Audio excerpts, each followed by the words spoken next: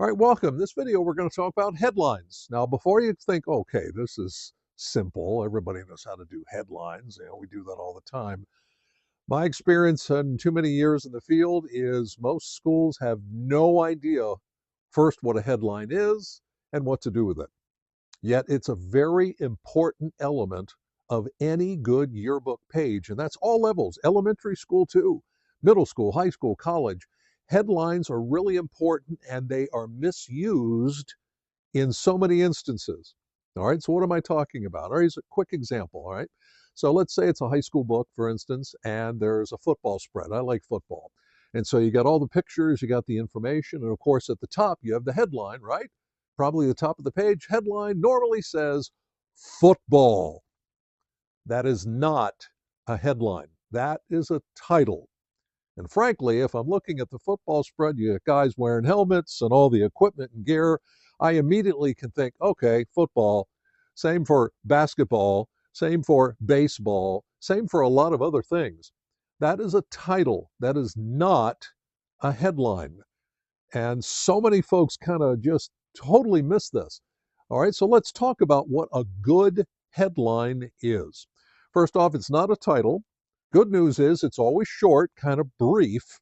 And the idea with a headline is simply to grab our readers' attention so that hopefully then they keep on reading. Now, we see this all the time, right? Newspapers, magazines, websites, of course, all have headlines, and that is the first thing we normally read. We see the headline, it's supposed to grab our interest so that we keep on reading the rest of the story, or if it's a yearbook page, we keep on reading the rest of the yearbook page. That is the purpose of a headline, not a title. All right, so let's go over some basic information here. First off, again, headlines are not long. It could literally be one word, two, three, four, maybe five words, and so on. And it's something to do with whatever the topic is on the page. Now, it could be very matter of fact. Maybe your football team had a great season this year, and you have some headline that has something to do with their great season. Frankly, maybe it's the opposite. Football team had a tough stretch this year. So maybe our headline, not nasty, nothing like that, but it kind of gets across that idea, yeah, tough season this year, and so on. And so it's brief and it's supposed to grab our readers' attention like, okay, I want to find out more about that. Perfect. That's the whole purpose of a headline. Very few words, have an active verb somewhere in there. All right, we're going back to English class here. And so the idea is, again, to grab our readers' attention. Sometimes you might want to link the headline to, if you have a dominant photo on your page or spread, maybe the wording of the headline has something to do with whatever's going on in that photo. Because the dominant photo is also one of the very first things that a reader will see on a yearbook page or a spread.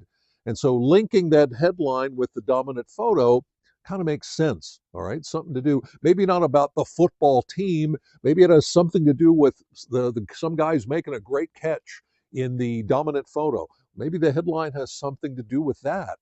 And again, the idea, grab our readers' attention. Now, you can use some wordplay, all right, kind of be witty. It gives you a chance to be creative. Watch out for humor. I've noticed over the years when students do want to write a headline, oftentimes somebody wants to be funny. There's a danger there, of course. What you think is funny, somebody over here may not find that all that funny, and it kind of falls flat. So for me, avoid humor. You can try to be witty, try to be creative, stay away from humor. All right, that's not exactly a good reason to put in a headline. Now, a headline can actually be two parts. You have sort of the main headline, which is just a few words to grab our readers' attention. And then a lot of folks put in what's called a sub-headline.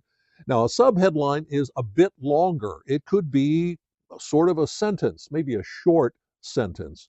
And usually the sub-headline is very matter of fact about whatever the topic is on that page. If it's the football team, the fact that they went to the playoffs this year, the sub-headline is connected to the headline, but it's different. The headline's supposed to grab attention. The sub-headline is a bit more informational.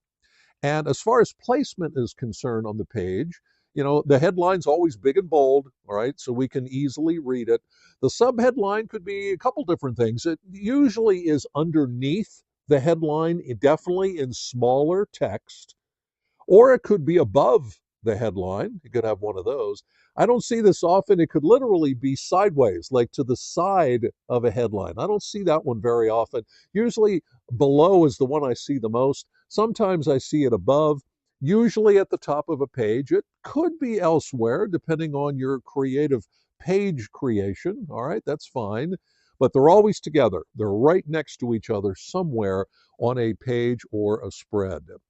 Now, if you're wondering, well, I'm not sure how to design this, contact your yearbook representative or your yearbook company. Maybe you have a book of ready-made templates.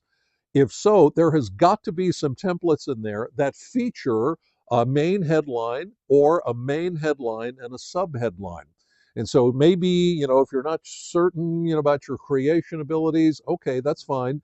Use a ready-made template, which already has a headline and maybe a subheadline box already on there. And then all you have to do is take out sort of the dummy copy and put in your own copy. Not that hard to do.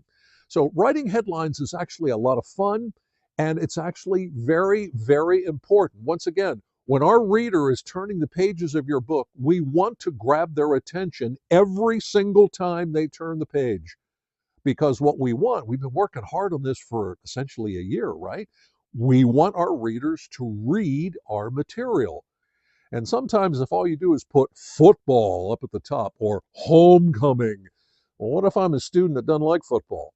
I don't particularly like homecoming either. All right, I'm going to move past that thing. Meanwhile, we worked hard on that spread. Whoop, people go right past it. A really good headline will help to grab the reader's attention, like, okay, what is that? All right, I want to find out more. And then they keep reading. That's the purpose of a headline. All right, so let's do a quick student activity here. Depending on when you're watching this, check out your current pages, obviously ones that haven't been submitted yet.